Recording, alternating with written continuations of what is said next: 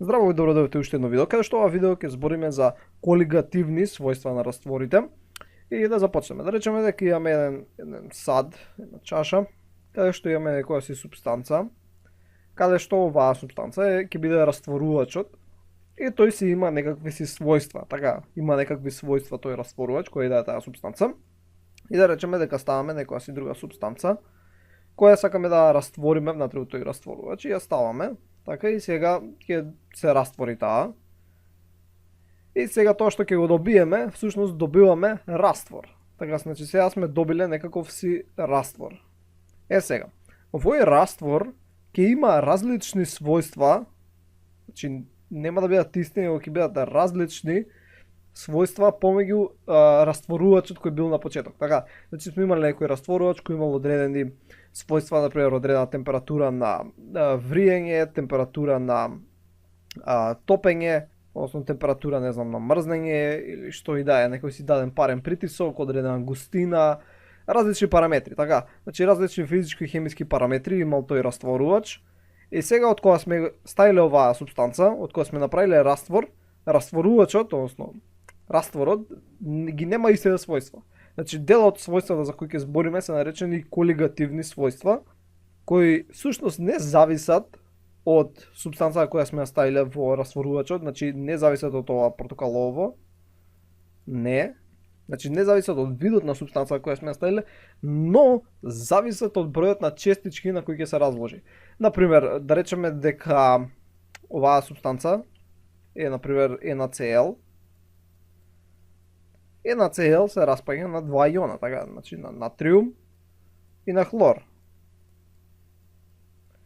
Односно поточно два атома. Да речеме ако концентрацијата на натриум хлорид е 0,1 мол на дециметар кубен, односно тоа исто е на литар, да речеме. Тоа значи дека имаме 0,1 мол од натриум и 0,1 мол од хлор, бидејќи имаме по еден атом од двете. Но во случај оваа супстанца да беше пример калциум хлорид, Ca, така виде CaCl2, повторно да речеме дека концентрацијата е 0,1 мол на дециметар кубен, така да речеме дека садот е 1 дециметар кубен, ние сме ставиле 1 мол супстанца и затоа имаме таа концентрација. Onda кога ќе се разложи на калциум и на два хлорни иони. Cl минус и ова ќе биде калциум плюс. И всушност сме добиле 3 атоми. Односно имаме 0,1 мол од калциум, но имаме 0,2 мола од хлор. Вие ги запомнете, мол всушност е количество субстанца и значи имаме 0,1 од калциум хлорид, но бидејќи имаме два атоми на хлор, во самото тоа соединение кога ќе се разложи, се добиваат 0,2 мола од хлор, а 0,1 мол од калциум. И тоа е важно за овие колигативни својства. Значи не е важно толку колку која е супстанца, значи не е важно дали е натриум хлорид или е калциум хлорид, него е важно бројот на атоми, односно иони кои ќе се добијат при растварање на таа супстанца. Значи овдека сме добиле вкупно 0,3 мола, овдека 0,2. И сега, што е поголем бројот на што е поголем бројот на мола, односно бројот на честички кои сме го добиле, тоа дава поголеми колигативни својства, односно поизразени. Сега, колигативното својство за кое ќе збориме во ова видео ќе биде намалување на парниот притисок. Значи најголем дел од супстанците испаруваат, например етанолот испарува. Например имате еден сад, ако имаш еден сад и ставиш например етанол тука, не знам, мислеј си ракија, таа полека ќе испарува. Значи дел од атомите си заминуваат и ако идеме овдека, например ако би можеле да зумираме што се случува, така ако го извадиме ова надвор, ќе видиме дека како што е површината од атоми, дел од нив си заминуваат нагоре, така, значи дел си заминуваат нагоре, односно испаруваат. Сега, што е поголем притисокот, бидејќи надвор има притисок кој турка надоле, така, Значи има притисок кој е атмосферата. Оваа чашава со ракија или некоја алкохолна супстанца се наоѓа по некој атмосферски притисок. Така, од надвор имаш атоми на воздух, атоми на кислород, молекуларен на азот или нешто друго, кои всушност стискаат надоле и не им даваат новие атоми на алкохол да се заминат, но сепак зависи од супстанцата, може да заминат. Така, тоа зависи од парниот притисок на самата супстанца. Сега да речеме дека алкохолов губи, не знам вака, и губи, си заминуваат вакви атоми. Сега ставам некои си арбитрарни мерни единици, например 10 атоми на секунда. Така. Сега, виделе дека ако овој алкохол или некоја си која било супстанца, не прави алкохол, ако раствориме некоја си неиспарлива супстанца, ќе се намали испарливоста на растворот што ќе се добие. Например, додадеме некоја си субстанца, ќе бележиме X, ќе ја додадеме внатре у растворот, и сега, што ќе се случи? Атомите над X, нормално дека ќе се растворат, значи ќе биде на цело тоа иони, и ќе се качат до површината, каде што ќе направат еден вид бариера, делумна бариера, така што би изгледало на следниот начин. Значи, како што си ги имаш атомите на алкохол, некаде ќе има алкохол, ќе има атом на оваа некоја си субстанца X. Така што сега ако пробуваат да испарат, например дека се наоѓаат тие плавите, тука некоја жолта ќе ставиме вака, многу е потешко. Например, овдека ако имавме толкава површина за испарување, така, во новиот случај површината е толкава. Значи, многу е смалена површината со која може да испарува на некој начин. Така што, купното испарување, мислам тоа повторно ќе си има некој испарување, така повторно ќе си заминат некои атоми од алкохолот, но ќе се намали. Да речеме сега дека има помала површина низ која може да испарува, бидејќи дел е пополнет од оваа субстанца која не испарува, нели X субстанцата рековме дека не испарува. Сега да речеме дека брзината ќе се промени, така што ќе биде, не знам, 4 атоми на секунда. Така што се намалила испарливоста. И основниот принцип на тој тоа работи, бидејќи овдека неиспарливата субстанца буквално покрива делови од граничната површина помеѓу алкохолов или која да е таа субстанца со воздухот. Така, нели, во минатиот случај, например, површината низ која можеше да се испарува е толкава, во ова наредниот случај површината е многу помала, така ова тука е вака исполнето со некои атоми кои не испаруваат, така што вкупната површина всушност е многу помала и затоа имаме помало испарување. Така што повеќе атоми би се донирале од жолтата субстанца, тоа повеќе ќе се намали испарувањето.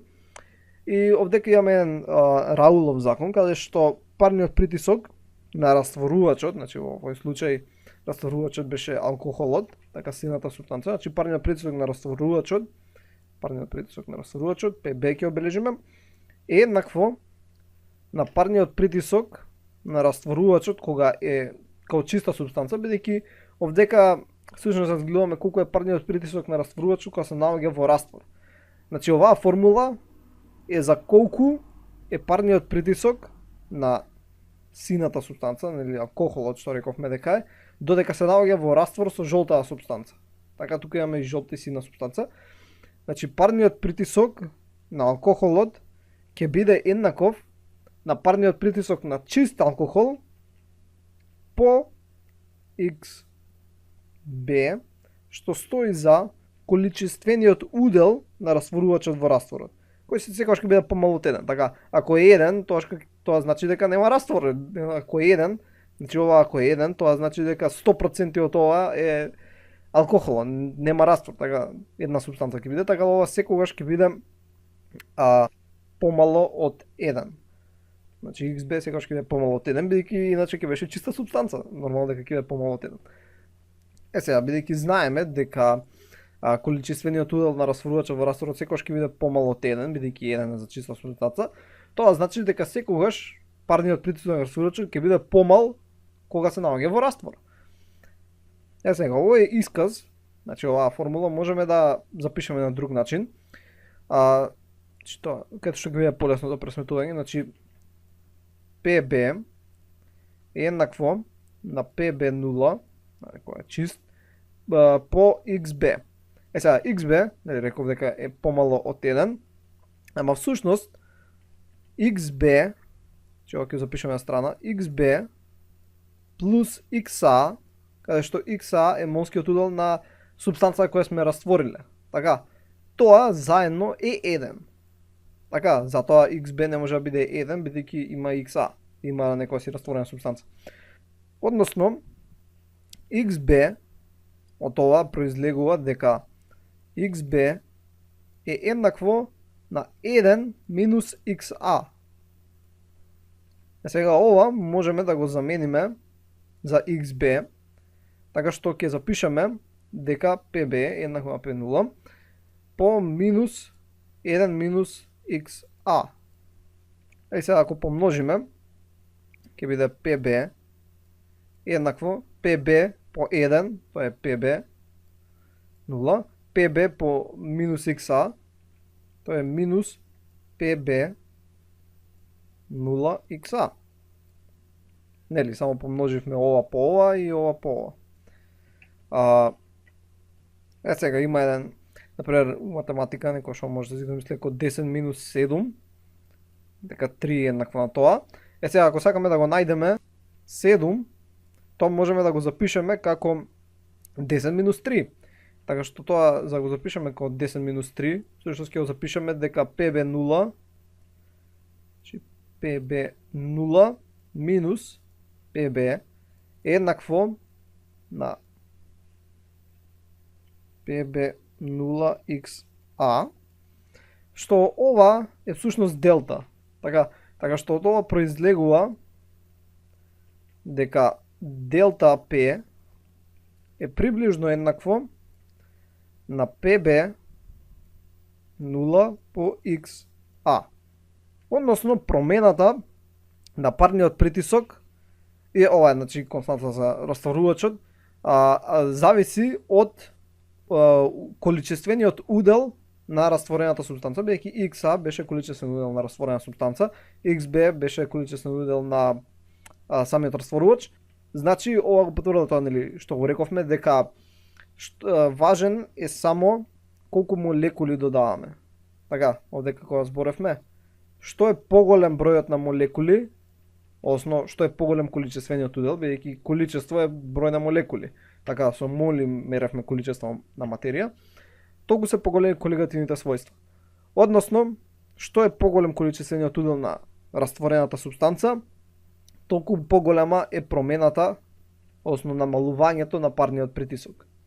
Сега ова се важи кога разредуваме раствори, кога концентрираме малце подрукше, но важно е да добиете смислата како всушност додавање на некоја си нерастворлива супстанца ја намалува испарливоста, мислам некоја неиспарлива супстанца, ја намалува испарливоста на испарливата супстанца. Така, значи принципот е всушност се намалува граничната површина низ која може да испарува и поради тоа се намалува испарливоста и дека важно е само количеството на материја, односно количествениот удел на супстанца која додаваме. Добро, тоа беше се за овој видео, се намек научивте што ново и ќе се видиме во наредното видео. Довидување.